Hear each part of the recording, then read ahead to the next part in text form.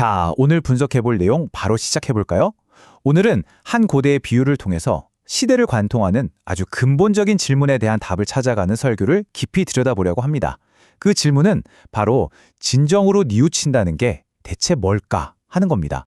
자, 이야기는 여기서부터 시작해요. 아주 오래된 율법 하나가 제시되는데요. 이건 거의 신의 규칙처럼 여겨졌죠. 뭐냐면 한 번 이혼해서 다른 남자와 재혼한 아내는 첫 남편이 절대 다시 아내로 맞이할 수 없다. 이런 규칙입니다. 그런데 바로 여기서 이 이야기의 핵심적인 역설, 그러니까 모순이 터져 나옵니다. 이 질문 하나가 이 평범한 법조항을 완전히 다른 차원의 이야기, 즉 사랑과 용서에 대한 아주 심오한 이야기로 바꿔버리는 거죠. 자, 그럼 이 비유에 등장하는 인물들을 한번 볼까요? 두 고대 왕국을 상징하는 인물들이 나오는데요. 남편으로 비유되는 신, 그리고 그의 불충한 두 아내, 바로 두 자매입니다. 이 설교가 보여주는 건 정말 한편의 비극적인 가족 드라마 같아요. 언니인 이스라엘은 남편을 배신했다가 결국 벌을 받거든요. 그런데 이걸 두 눈으로 똑똑히 본 동생 유다는 교훈을 얻기는커녕 오히려 더 심하게 나갔다는 거죠. 이게 바로 핵심인 겁니다. 왜 동생인 유다의 죄가 더 크다고 하느냐? 바로 눈앞에 명백한 경고, 즉 언니의 운명이 있었는데도 그걸 무시했기 때문이라는 거예요. 그러니까 보고 들은 게 있으면 책임도 더 커진다는 그런 메시지인 거죠. 자, 그럼 동생 유다의 상황이 대체 얼마나 심각했는지 한번 들여다볼까요? 설교는 당시 문화가 배신으로 그냥 완전히 물들어 있었다고 아주 생생하게 묘사하고 있습니다. 여기서 진짜 놀라운 게 뭐냐면요. 이 배신이 무슨 뒷골목 같은 데서 몰래 일어난 게 아니라는 거예요. 높은 산, 푸른 나무 아래, 길거리, 심지어 가장 신성해야 할 성전 안에서까지 말 그대로 사회 구석구석에 만연해 있었던 거죠. 아니, 심지어 요시야라는 위대한 왕이 나서서 나라 전체를 뒤엎는 종교 개혁까지 했는데도 이랬다는 건 모름이 할까요? 이건 문제가 리더십에 있었던 게 아니라는 겁니다. 사람들 마음속 아주 깊은 곳에 뭔가가 단단히 잘못되어 있었던 거죠. 그래서 오늘의 핵심 질문에 도달하게 됩니다. 아니, 자기 언니가 어떻게 됐는지 두 눈으로 똑똑히 보고 나라 전체가 뒤집어지는 개혁까지 겪었는데 어떻게 이렇게까지 타락할 수가 있었을까요? 설교는 바로 그 답이 이들이 자기들의 시작, 그 뿌리에 대한 이야기를 완전히 잘못 이해하고 있었기 때문이라고 말합니다.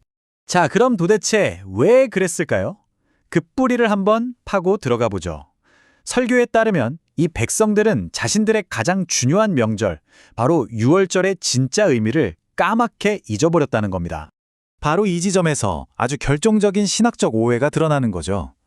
그들은 자유와 약속의 땅을 고생 끝에 받는 보상처럼 이제 모든 여정이 끝났다고 생각했던 거예요. 하지만 사실 유월절은 끝이 아니라 새로운 믿음의 여정을 위한 시작을 의미했거든요. 원전을 보면은 아주 구체적인 묘사가 나오는데요. 유월절 음식을 먹을 때 허둥지둥 먹으라고 해요.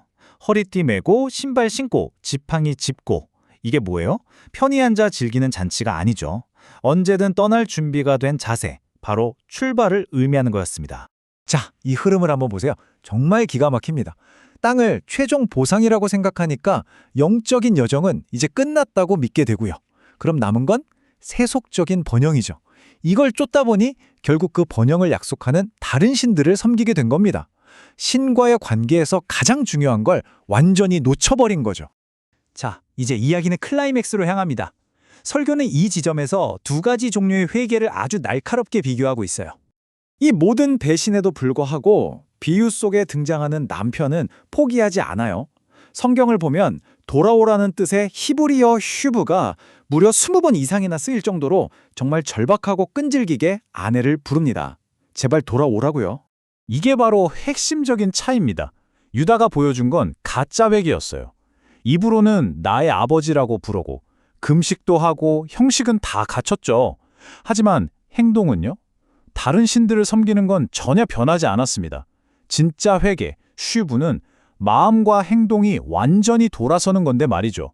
그래서 성경은 이렇게 딱 잘라 말합니다. 그들이 진심으로 돌아온 게 아니라 그저 거짓으로 신용만 했다고요. 결국 그저 형식만 따른 것과 온 마음을 다해 진심으로 돌아오는 것, 그 차이를 정확히 짚어내는 거죠. 결국 이 오래된 비유가 오늘을 사는 우리에게 던지는 질문은 이겁니다. 우리가 정말 소중하게 지키고 있는 그 많은 전통과 의식들, 그건 과연 진짜 믿음에서 나오는 걸까요? 아니면 우리도 모르는 사이에 그려 형식만 남은 껍데기를 붙들고 있는 건 아닐까요?